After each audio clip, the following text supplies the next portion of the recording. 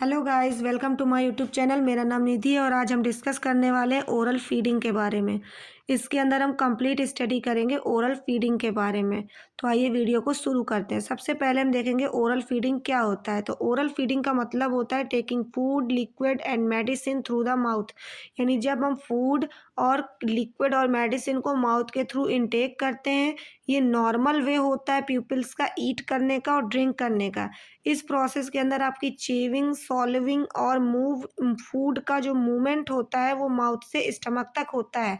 यानी हम simple words में देखें तो ओरल फीडिंग का मतलब होता है माउथ के थ्रू खाना या लिक्विड को इनटेक करना। इस प्रोसेस में फूड या लिक्विड को माउथ के थ्रू इंजेक्ट करके फायरनेक्स और ईसोफेगस से स्टमक तक भेजा जाता है, जहां डाइजेशन होता है। ये बहुत ही नॉर्मल मेथड है। क्लियर है। नेक्स्ट हम देखेंगे ओरल फीडिंग वर्क कैसे करती है। तो इसके अंदर सबसे पहले आ जाती है हमारी प्रिपरेशन स्टेज। प्रिपरेशन स्टेज को हम बिफोर सॉल्विंग भी बोलते हैं। इसके अंदर क्या होता है, जो फूड होता है वो नॉर्मली एंटर करता है माउथ के अंदर और हमारे लिप्स जो होते हैं वो क्लोज हो जाते हैं और फूड को इनसाइड यानी अंदर की तरफ ले लेते हैं।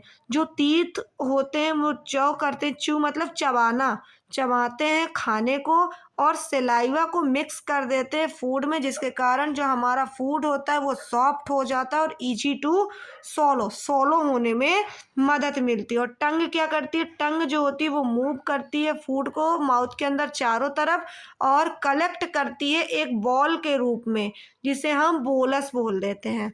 नेक्स्ट स्टेज है हमारी ओरल स्टेज। ओरल स्टेज को हम सोलो स्टार्ट भी बोलते हैं। इसमें क्या होती है, जो टंग होती है वो पुश करती है फूड बोलस को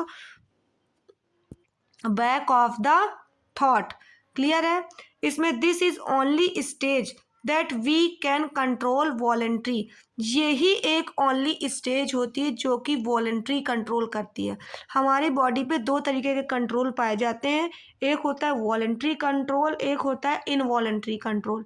वॉलेंट्री कंट्रोल होता है जिसको हम खुद से कंट्रोल करते हैं। हम खुद से कंट्रोल, जैसे हमें हाथ है, हमारा हाथ के ऊपर हमारा वॉलेंट्री कंट्रोल, यानी हम उसको चाहे घुमाएं, चाहे सीधे रखें, चाहे टेढ़ा करें, तो वो हमारा वॉलेंट्री रिस्पॉन्स हो जाता है। और इनवॉलेंट्री रिस्पॉन्स होता है जिसमें हमारा कोई भी कंट्रोल नहीं होता है। जैसे कि हमारा हार्ट को हम कंट्रोल नहीं कर सकते, कि जैसे हम थक गए अब अपने हार्ट बीट को बंद कर लेते हैं, तो हम हार्ट को कंट्रोल नहीं कर सकते। तो हार्ट की जो मूवमेंट होगी वो इनवॉलेंट्री होगी। तो नॉर्मली एक ओरल स्टेज ही स्टेज होती है जो वॉलेंट्री होती है। क्लियर है। नेक्स्ट आ जाती है हमारी फेरेंजियल स्टेज, जिसे हम एरोमेटिक एक्शन के नाम से भी जानते हैं। इसमें सॉल्विंग प्रोसेस होती है जो कि ऑटोमेटिक हो जाती है। सॉल्विंग इसमें ऑटोमेटिक होती है और जो थॉट की मसल्स होती हैं वो पुश कर देती हैं खाने को नीचे की तरफ। और जो हमारे एयरवे होता है वहीं पे ऐसे कुछ पाथवे होता है, ऐसे ट्यूब्स होती हैं जो आगे की तरफ ट्यूब्स होती हैं वो चली जाती हैं रिस्पायरेटरी सिस्टम में, और जो ये पीछे की तरफ ट्यूब होती हैं ये चली जाती हैं डाइजेस्टिव सिस्टम में। ये पार्ट आपका पायरनेक्स होता है। तो जब हम खाना खाते हैं तो हमारा ये जो रिस्पायरेटरी सिस्टम वाला पार्ट होता है ये बंद हो जाता है और ये डाइजेस्टिव सिस्टम वाला पार्ट ओपन रहता है, ताकि खाना सीधे ईसोफेगस के थ्रू स्टमक में चला जाए। और कुछ समय के लिए हमारा रिस्पायरेटरी सिस्टम वाला पाथवे बंद होता है, ताकि खाना रिस्पायरेटरी सिस्टम से होते हुए लंग्स में ना पहुंचे। यदि जब खाना लंग्स पर पहुंच जाता है, यानी इस तरफ से पहुंच जाता है, तो हमें एक डिसीज कॉज करती है चोकिंग। हमारी जो लंग्स की जो विंड पाइप होती है वो चोक हो जाती है और हमें डिस्पनिया कॉज करता है। डिस्पनिया यानी डिफिकल्टी इन ब्रीथिंग। क्लियर है। नेक्स्ट देखेंगे airway close to prevent choking. ये एयरवे क्लोज हो जाता है और हमें चोकिंग से प्रिवेंट करता है। The food moves towards the oesophagus. Foods move करते हुए ईसोफेगस तक चला जाता है, जिसे हम विंड पाइप बोल देते हैं। ईसोफेजियल स्टेज क्या होती है, ईसोफेजियल स्टेज में हमारा जो फूड होता है वो एंटर कर जाता है ईसोफेगस के अंदर। जो मसल्स होती हैं ईसोफेगस की वो पुश कर देती हैं फूड को डाउनवर्ड इनटू द स्टमक, जिस प्रोसेस को आप पेरिस्टालसिस प्रोसेस बोल देते हो। नेक्स्ट है ओरल फीडिंग क्यों इम्पॉर्टेंट है? तो ओरल फीडिंग आपको प्रोवाइड करती है एनर्जी, न्यूट्रिएंट्स प्रोवाइड करती है आपके ग्रोथ के लिए, रिपेयर के लिए एंड डेली एक्टिविटीज़ को परफॉर्म करने के लिए। ये हाइड्रेशन को मेंटेन करती है, सपोर्ट करती है आपके नॉर्मल डेवलपमेंट में और ओरल मसल्स को इनकरेज करती है आपकी बॉन्डिंग स्पेशली इन्फेंट्स के साथ और हेल्प करती है सेंसरी डेवलपमेंट होने में, जैसे कि टेस्ट, टेक्सचर और temperature also.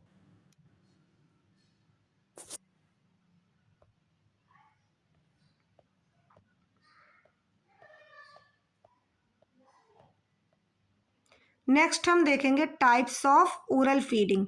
Types of oral feeding हमारी, there are many types of oral feeding होती है, जैसे कि हमारी ब्रेस्ट फीडिंग सबसे पहला पार्ट है इसका। तो ब्रेस्ट फीडिंग के अंतर्गत हम देखते हैं, सॉरी रुकिए,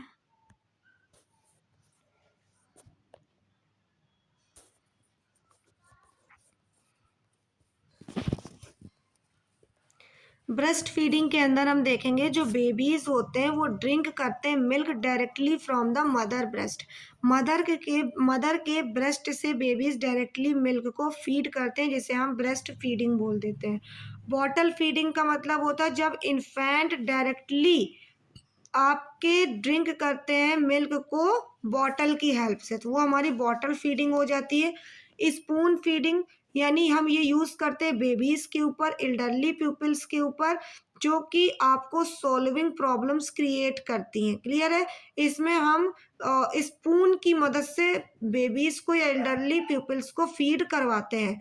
सेल्फ फीडिंग जो होती है वो children's and adults use hands का यूज़ करके, फॉक्स का यूज़ करके, स्पून का यूज़ करते हैं और इंडिपेंडेंटली ईट करते हैं, जिसे हम सेल्फ फीडिंग बोल देते हैं। Factors that affect oral feeding, factors कौन कौन से हैं जो ओरल फीडिंग को अफेक्ट करते हैं? तो सबसे पहले आ जाता है आपका एज को क्या हो सकती है, जैसे बेबी हो गया, एडल्ट हो गया, एल्डरली हो गया, ये आपकी एज फैक्टर्स हो गए। नेक्स्ट आ जाता है आपका डेंटल हेल्थ, जिसे आप मिसिंग टीथ या पेन भी बोल पेन हो रहा हो या फिर मिसिंग टीथ हो। सॉल्विंग डिसऑर्डर हो, जैसे कि आपको डिस्पैजिया, आप प्रॉपर तरीके से फूड को सॉलो नहीं कर सकते हो। न्यूरोलॉजिकल कंडीशन हो, जैसे कि पार्किंसंस डिसीज या सेरिब्रल पाल्सी जैसी कंडीशंस एराइज हो रही हूँ।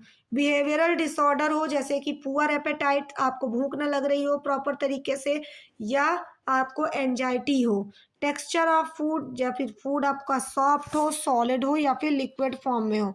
Sign of difficulty with oral feeding में क्या क्या देखने के लिए मिल सकती है? कफिंग देखने के लिए मिल सकती है, चोकिंग देखने के लिए मिल सकती है खाना खाते समय, जो मैंने पहले बता दिया है आप लोगों को।